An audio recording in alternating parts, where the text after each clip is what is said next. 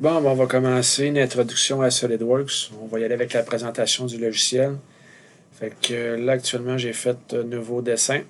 Fait que supposons que je viens juste de démarrer. Ici, je peux arriver avec ma petite feuille blanche, nouveau dessin. À ce niveau-là, je ne peux pas choisir mes unités de suite. Il va prendre par défaut. Fait que si je veux changer les unités rapidement dans mon dessin, voyez-vous ici, j'ai pouces, livres, secondes, millimètres. Fait que vous mettez ce que vous voulez. Fait que tout de suite à ce moment-là, il travaille dans les unités que vous voulez. Fait que là, je suis en métrique. Bon. Fait qu'on a la première petite toolbar. Ça se peut bien gros que la petite punaise soit pas enfoncée. Fait que tout ce que j'avais ici, c'est sur la flèche noire. Fait que moi, souvent, je vais prendre la petite punaise. Donc là, j'ai un peu plus de menu. Fait qu'on commence par là. Fait que le menu fichier, c'est comme de tous les logiciels. Ouvrir la mise en plan, mettons, créer une mise en plan à partir de la pièce, créer un assemblage, enregistrer. Dans les éditions, je ne m'en sers pas souvent. Dans les versions avancées, vous allez aller voir les familles de pièces. Fait que dans l'affichage, c'est avec le petit bouton de droite qu'on va aller souvent. L'insertion, ça c'est un bouton intéressant. C'est que ici, il y a des fonctions qu'on ne se sert pas souvent, qui sont cachées ici. Fait que dans l'embossage, ok, là, il y en a deux. Les fonctions qui sont non accessibles sont en grippeur. Fait qu'un balayage, un lissage, des frontières, épaissir une pièce. Dans les enlèvements de matière, fait que lui, comparé à Inventor, il est un petit peu différent. Bossage va ajouter de la matière. Si on veut l'enlever, il faut aller vraiment dans enlèvement de matière aussi. Fait que c'est une des grosses différences qu'on se trompe de temps en temps dans les premières minutes d'utilisation du logiciel. Fait que les fonctions ici, on en a plein. Fait que code dome, comme dome, la fonction n'est pas offerte dans les onglets en haut ici. Là. Fait que si vous voulez aller la chercher, elle est cachée là. Fait qu'il y a bien des fonctions qui sont cachées ici, comme mise à l'échelle qui est là. Fait que ne sont pas offertes habituellement parce qu'on ne s'en sert pas souvent. Fait que ça va alléger un peu les toolbars. Fait que ça a du bon là-dedans. Fonction de symétrie, mettons. Fonction de fixation pour, comme en plastique, on va mettre des petits ergots pour aller accrocher nos couvercles. Un peu de surfacique, les faces, les courbes. Si vous voulez faire une hélice, c'est justement ici qu'il va falloir la faire. Géométrie de référence, les plans. Il y a un autre icône qui est surtout beaucoup facile, plus facile.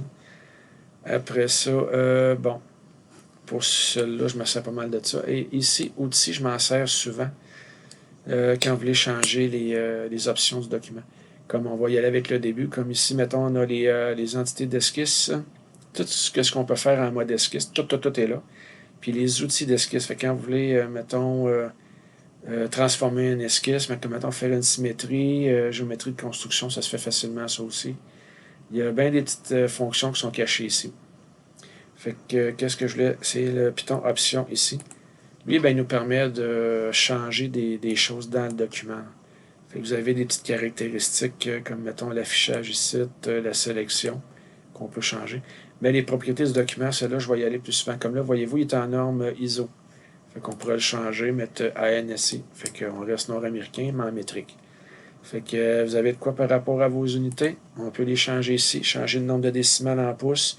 Y aller en fraction de pouce. Vous mettez votre fraction qu'il y a là. Là, je fais en millimètres. Là, je fais en pouces, mettons, à toutes les 1/2 ou à toutes les, mettons, à toutes les 32e de pouce. Il va arrondir. Fait que c'est ici qu'on peut changer ça, les unités. Fait que le niveau de précision que vous voulez, mettons, 3 chiffres après virgule. C'est exactement là qu'on fait ça. Qu'est-ce que je change aussi ici? C'est des fois la cotation que je peux aller changer. Si on va aller, mettons, dans les cotes linéaires, ben, je veux aligner mes cotes toujours horizontales. C'est déjà fait. Ils sont là. Fait que mon texte va toujours sortir horizontal. Fait que je peux le mettre penché aussi ou en bas de la cote, mais j'aime bien celle-là aussi. Fait que si vous voulez avoir votre cotation horizontale, c'est ici que vous venez changer ça. Bon. OK, fait que pour le bout, tu as des outils. Les outils, on peut aller chercher, c'est aussi avec le petit bouton de droite, les petites flèches qui y a en bas. Et puis là, je ne l'ai pas. Bon. Juste pour me faire dire, on ne l'a pas. Bon. Ici, je vais y aller avec les affaires de base. Fait que tu as ton arbre de création, la pièce qui est là, les plans. Fait que j'y rouvre les yeux. Fait que là, on va le voir. Maintenant, je prends lui aussi. On y rouvre les yeux. Ça liste aussi. Fait que là, à cette heure, pour les rotations, c'est juste à écraser la roulette pour on tourne. Contrairement à Inventor, il fallait faire contrôle, on n'a pas besoin. Sauf que lui, lorsqu'on veut faire un pan, il faut faire contrôle, puis la roulette. Fait que c'est le contraire de Inventor. Ça, c'est une des affaires qu'on va trouver les plus agaçantes en commençant. Fait que supposons qu'on va faire un esquisse sur ce plan-là. Là, il a identifié le plan, mon icône a changé. Je clique dessus, puis il m'offre des choix. Sélectionne-en un autre. Veux-tu, oui, on part un esquisse. Je vais te le cacher. Je vais zoomer dessus. Ou je vais me mettre Normal A. Normal A, cette méthode-là fonctionne très bien, mais Contrôle 8, c'est 10 fois mieux que ça. Fait que si on fait, mettons, là, il s'enligne les flottes, mais ça va être la seule fois dans votre dessin qu'il va me donner une vue normale à un plan. Fait que supposons le plan de droite, je vais le cacher. Le plan de dessus, je vais le cacher parce qu'il me dérange. Bon, fait que là, je suis en mode esquisse. Qu'est-ce qui me dit ça? Ici, vous avez la petite flèche qui est là avec le X. Fait que la petite flèche, mettons, vous commencez votre esquisse, vous dessinez plusieurs entités. Vous faites juste terminer votre esquisse. Fait que ça va assez bien, les modelings sont là. Bon, lui, qu'est-ce qui est le fun, c'est que quand je double-clique vite, il arrête de faire des lignes. Fait que si je reclique dessus, fait que là, j'arrive ici, j'attends un peu. Là, voyez-vous, mon icône a donné un rond. Fait qu'il vient de me donner un rond. Fait que supposons que je repars ici. J'attends un petit peu. Mon icône, voyez-vous, il y a la petite icône jaune qui est apparue à côté. Là, je repars sans cliquer. Fait que là, après ça, je peux faire fin. Fait que là, je fais échappe. Mettons pour sortir du mode de tracer des lignes. Fait que, pour revenir à mon icône ici, fait que si je fais lui, il fait juste fermer mon esquisse. Fait que là, il est ici, mais elle n'est pas active à rien. Je peux la changer de nom. Fait que si je veux retravailler dessus, je peux double-cliquer dessus. Là, il fait juste m'indiquer son centre. Fait que je fais petit bouton de droite, puis modifier l'esquisse ici. Ou éditer l'esquisse. Fait que je peux éditer le plan d'esquisse. C'est un petit peu mieux que Inventor, là, c'est la première. Je pourrais dire, je me suis trompé, mon plan, il faut que je dessine sur un plan décalé 5 cm plus loin. Ben, j'ai rien qu'à aller chercher. Il faut que mon plan soit précédent l'esquisse, fait avant l'esquisse dans le temps. Puis là, ben, je vais aller choisir l'autre plan directement, puis il change tout de suite. Pas de couper-coller, ça va super bien. Fait que je peux dire supprimer l'esquisse. Qu'est-ce qui est spécial à Solide? C'est que tu peux le supprimer ici, mais elle reste encore dans ton dessin. Fait que là, tu dis annuler la suppression. Fait que quand on fait de la conception, c'est une très bonne façon de travailler. Fait que vous gardez votre solution. Tu dis, j'aime pas cette solution-là, je l'efface. Mais il la garde en mémoire. Fait que là, je repars une nouvelle esquisse. Je m'en vais sur lui. Je fais du bouton de droite et une esquisse. Fait que là, je vais faire juste, mettons, un cercle ici. Fait que là, je la ferme elle aussi. Fait que là, j'ai mes deux esquisses de même. Fait que j'ai celle-là, puis j'ai celle-là aussi. Fait que dans la conception, j'aime bien mon ancienne idée. Fait que je la remets active. Si jamais définitivement je ne l'aime pas, je l'efface comme ça ici. Ça, c'est un effaçage définitif. Fait que là, elle n'existe plus. Fait que vous pouvez utiliser ça dans la conception. 3 fois, je le mentionne. C'est que selon vos hypothèses de conception, ben, quand que vous êtes tanné, vous l'effacez définitivement. Moi, souvent, je vais regarder un petit peu mon hypothèse de conception. Puis à la fin, quand je ne l'aime plus, des fois, je la garde encore. Ça ne coûte pas cher. C'est juste l'espace mémoire. Donc, j'ai un esquisse ici. Les undo, ben, il n'y en a pas une tonne. J'en ai un ici. J'en ai quelques-uns, comme ici, voyez-vous. Là, il me fait une liste de tout ce que je voudrais remettre sur undo. Fait que je tourne un petit peu. Fait que supposons que je voudrais extruder quelque chose. Là, j'ai 2 esquisses. C'est vraiment pas l'idéal. Fait que je vais quitter celle-là ici. Je vais juste la mettre en attente. Fait que là, je veux extruder. Fait que je dis, OK, l'esquisse. Là, il me pogne ce profil-là. Celle-là, ben, il l'aime pas vu qu'il est en plus. Fait que j'aurais été super de pogner une vraie. Fait que pour les extrusions, je vais en faire une tout de suite. Fait que là, il m'offre juste jusqu'à un sommet, jusqu'à une surface, translaté par rapport à 2 surfaces, jusqu'au corps, le plan milieu. Fait que bon, vous pouvez donner une distance, qui est juste ici. Mettons 20 mm. Là, je clique dans le vide pour avoir un aperçu ici de ma pièce. Plan milieu, ben, je l'utilise de temps en temps. Fait qu'on peut y aller plan milieu comme ça. Fait qu'il va faire 10-10 de chaque bord. Ou bien, je reviens à bord. Puis là, j'ai une direction 2 ici. Il me dit, OK, mettons ta première direction, c'est 20, puis ta deuxième, on va y mettre 5. Fait que voyez-vous, par rapport à mon esquisse de départ, j'ai 5 d'un côté, puis j'ai 20 de l'autre. Fait que c'est très utile. Fait qu'après ça, ici, on peut mettre un angle de démoulage. Je ne sais pas si on va le voir. On voit que ma surface en avant rapetisse toujours. Fait que pour les plans de démoulage, ça peut être très important. Ça peut être une dépouille vers l'extérieur, fait qu'il faut s'en aller en grossissant. Fait que là, j'annule mon angle. Fait que lui ici, c'est la même affaire aussi. Les fonctions minces, ça c'est une petite affaire à faire attention, je vous le conseille pas.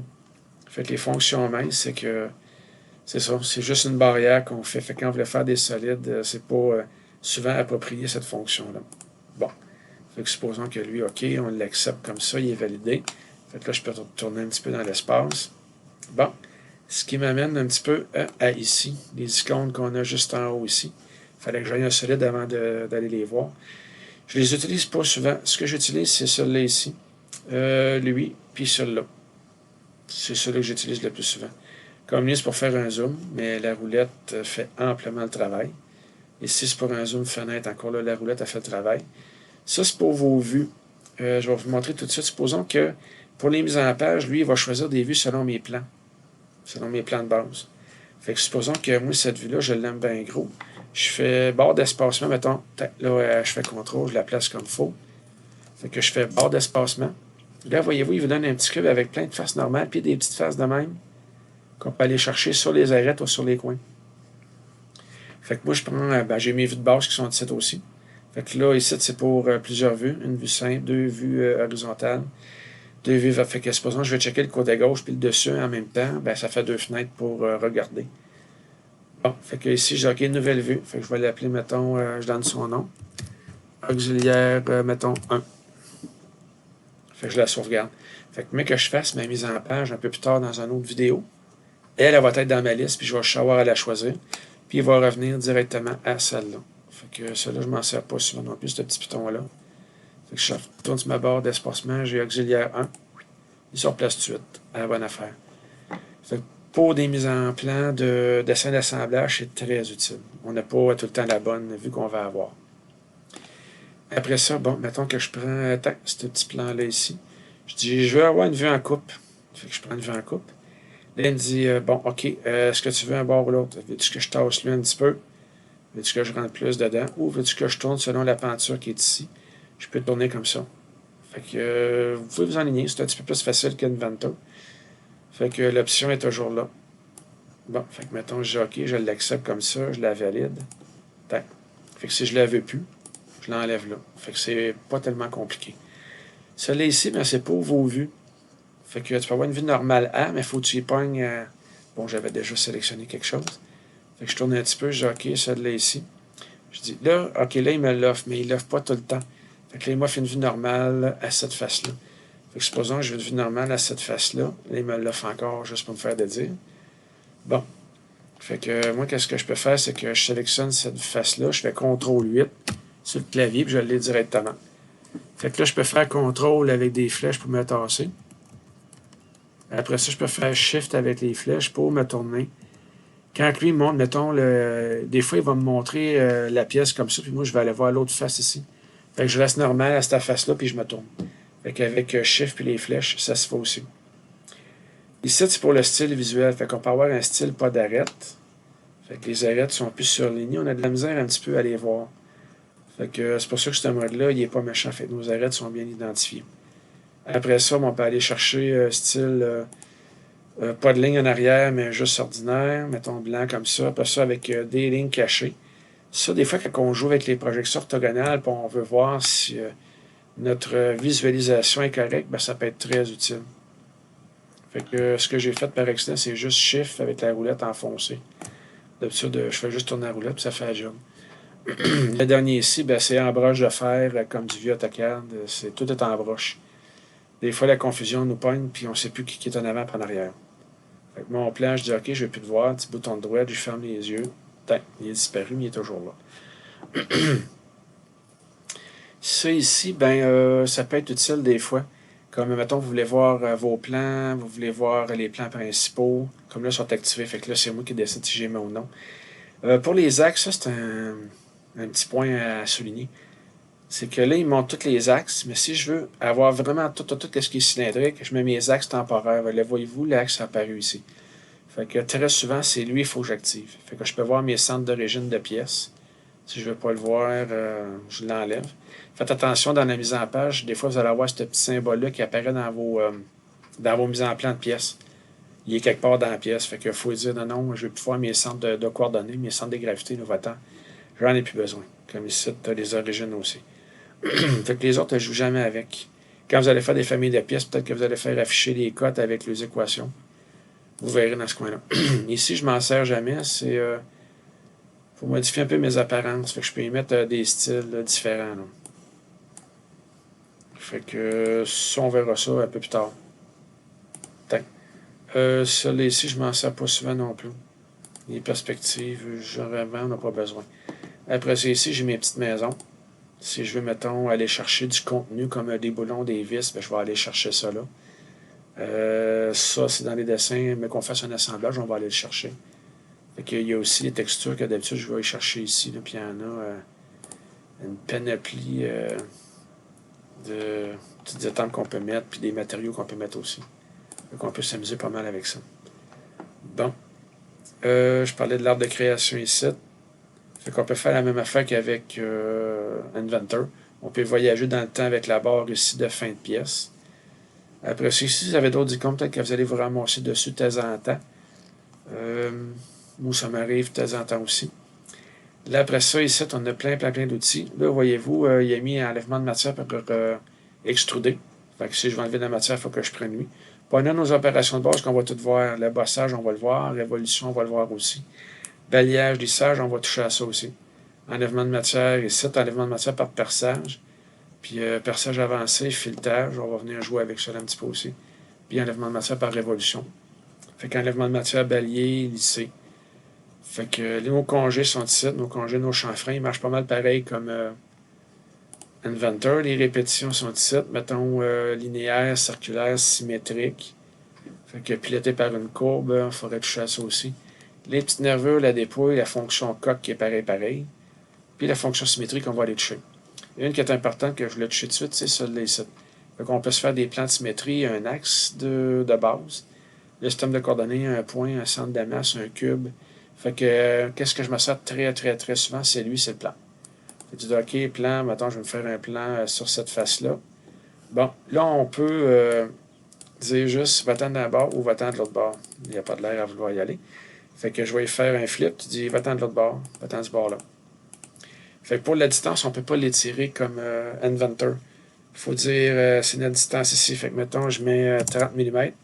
Je clique dans le beurre, il est rendu à 30 mm par rapport à cette surface-là. Fait que je pourrais donner une deuxième référence, comme si je vais faire un plan tourné. Là, je ne peux pas parce que j'ai pas mis d'arête ici pour tourner. Fait que je pourrais mettre un angle après ça. Fait que première forme de plan, ça va être celle-là ici. Fait que supposons après ça que je dis OK, je vais dessiner une petite esquisse. Je vais juste changer le style visuel de ma pièce. J'aime bien celle-là ici.